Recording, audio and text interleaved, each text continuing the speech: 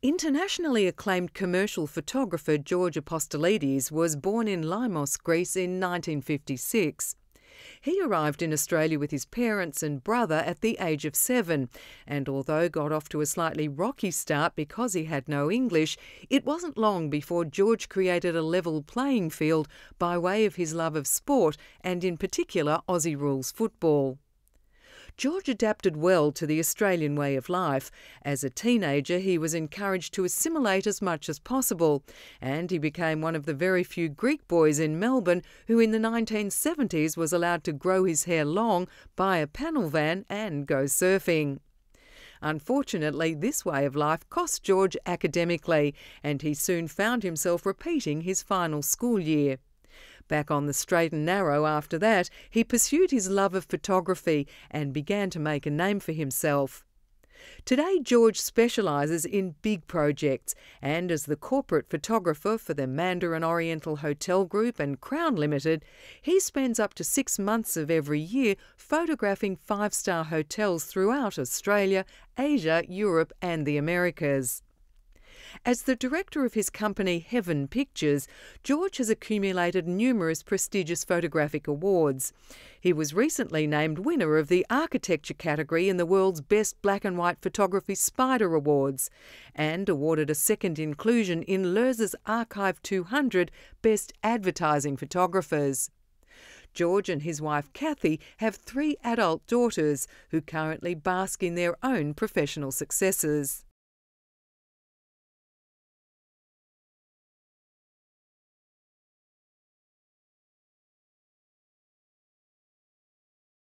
One of my earliest memories of my childhood in Australia is the journey from Greece to Australia, through the Suez Canal, on the Petrus. There was my brother and my mother. I think the journey was 28 days or 30 days or something like that. I remember it really well because I spent most of it by myself during the day because my brother and mother were seasick for 28 days. And then I remember arriving into Port Phillip Bay on Princes Pier and just seeing all the lights. I'd never seen so many lights before in my life.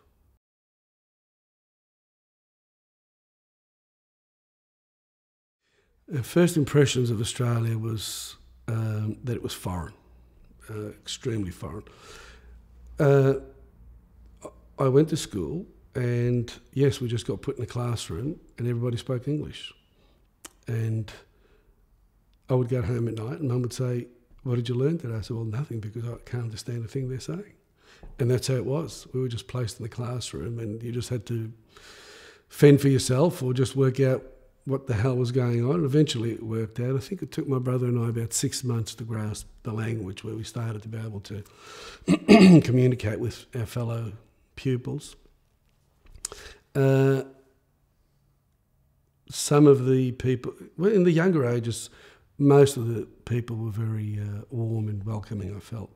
In particular, our next-door neighbour, Mrs O'Leary, who was a 6-foot-plus old Irish woman who gave my brother and I a football on the day we arrived as a present. And, you know, that was like giving ball of wool to kittens. You know, we just loved it. My brother and I both loved football, I think, from that moment.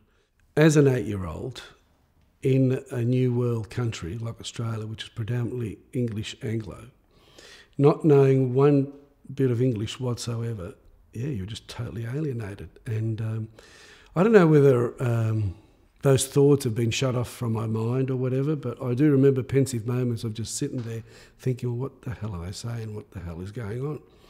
The only time that I actually used to enjoy the class was during recess, because you could get out of the classroom and actually run around and perhaps have some sort of contact with sign language with other people, because while you're in the classroom there was no contact with anybody, and you were sitting there for 1.5, 2 hours, 3 hours watching somebody talk and not knowing a word they're saying and not even being able to ask.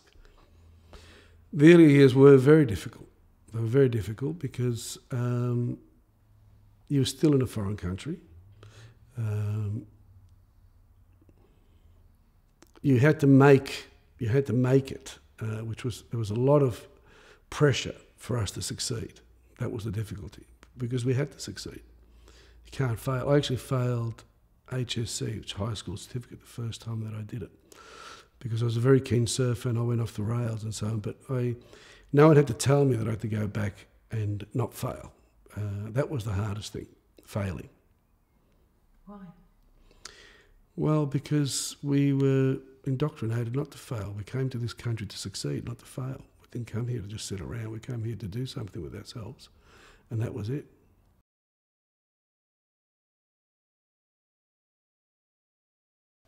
We picked on quite a lot. Look, it's, I travel all over the world now, and I find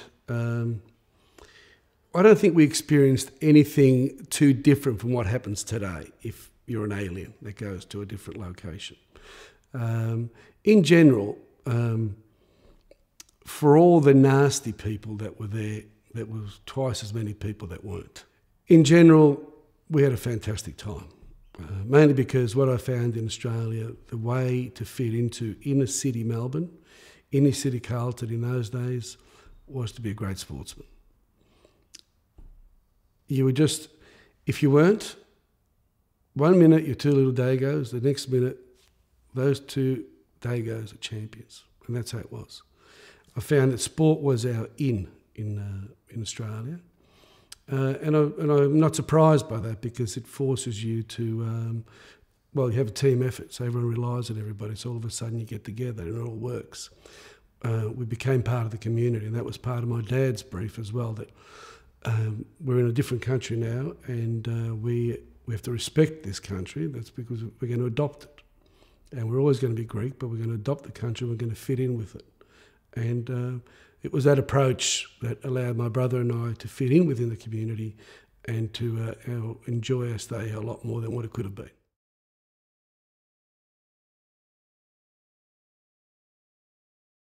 My mother and father's ambition and whole purpose of coming to Australia was to create a better life for my brother and I, to give us a better opportunity than what was perceived to be available at the time in Greece.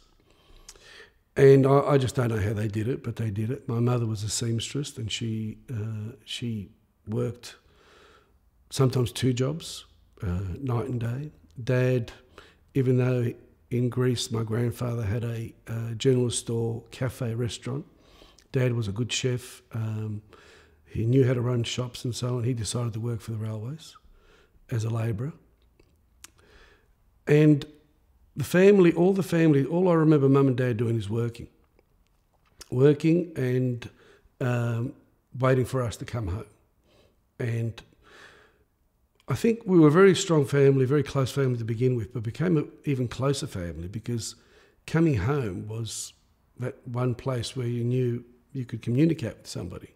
So our initial exposure to Australia, the whole family bonded even closer because all we had was us. We didn't have that many friends or family, and if we did, they weren't right next door.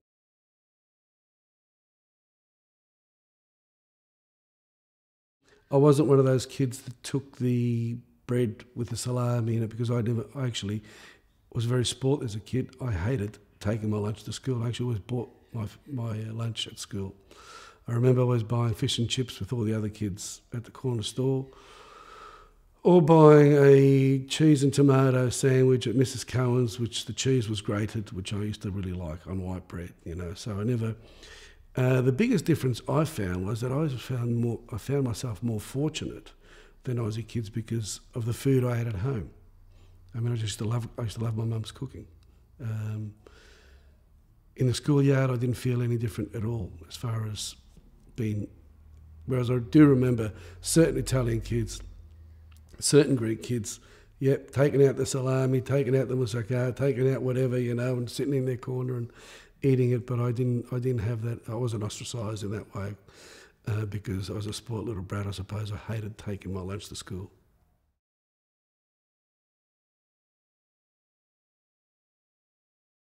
Financially, my parents started from nothing, absolutely nothing, absolute zero.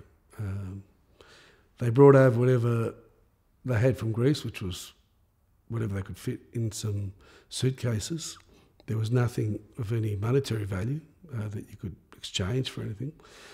But, you know, the standard of living was a lot easier then than it is today. And they just worked really, really hard. But at no stage did we ever feel that we actually were missing out on anything.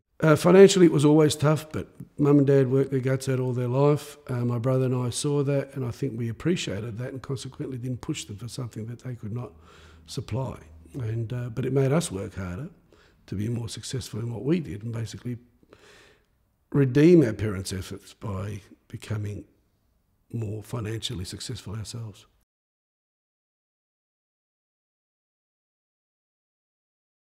My dad did push for us to assimilate, definitely.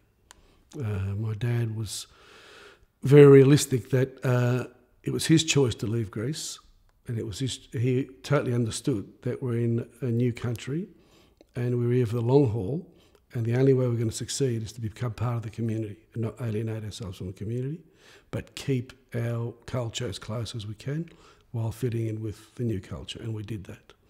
That's why you know, we had long hair as kids. A lot of other Greek kids weren't allowed to have long hair. We had jeans. You weren't allowed to wear jeans in those days. But Dad said, look, if you guys do the right thing, you succeed in your studies, and you can look or dress however you like, but you've got to show me that it's not influencing you.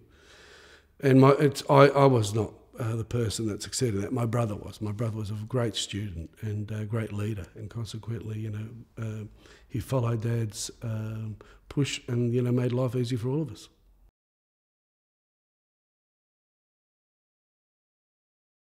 You gain respect with the Aussie culture of that time.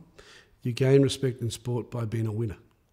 If you're a winner, you're on the top. If you're a hard try, you was just as close. They love people that try hard. Even if you didn't win, as long as you tried hard, it succeeded as well. We played Aussie rules footy, which was, I still love it. I love it to death, you know. And through Aussie rules footy, we met some fantastic Australian people who we're still friends with today. Our coach and the club secretary consciously went around the community of Carlton there, picking migrant kids, picking other kids that came from destitute families, to put these kids together, to allow them to assimilate and to create a bond. And it worked. We're still friends with all those people today. But in those days, if you didn't like somebody calling you a name, you usually did something about it physically. And if you won the fight, they usually don't call you the name any longer. That's how it was. That's how you dealt with the difficulties? Yes. Yeah, that's how we dealt with it. And if you didn't beat the guy, well, you just let him call you that name because you can't do anything about it.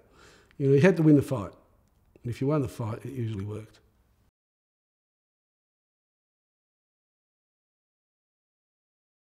I think when I failed HSC the first time, that's when I would have been, I don't know how old are you now, 17 years old, I think, or something like that. 18, when I failed, then I knew that this is not on, because it actually hit me. Up to date, I've been doing what I've been doing, just cruising through without a problem. But when it finally hit that I failed something, then it really hit me that things have got to change big time. And they did overnight. I just put my head down. Well, unfortunately, what I did was I followed my brother's course and did a science course when I had no interest in it. And fortunately, we did have some good advice from other teachers. And it's the advice that I give people today: don't do something you don't enjoy, do something you do enjoy. And I enjoyed art. And I did photography for my end of the year folio at HSC. The second time round, I got 100% for it. And I dumped pure and applied maths and physics, and did subjects that I enjoyed. And yeah, I did really well, and then that formed my career.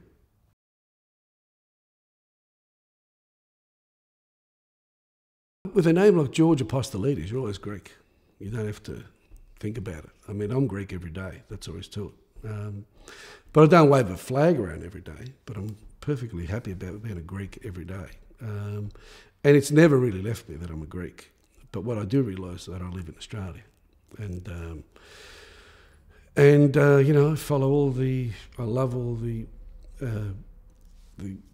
Greek days that come along, the festive Greek moments that I celebrate with my daughters, with Kathy and my daughters. But the Greekness has never left me, because George Apostolidis is George Apostolidis. Dad at one stage even spoke about changing names, but there's no way we're going to change our name just to fit in. You either fit in or you don't. You don't have to change your name to fit in.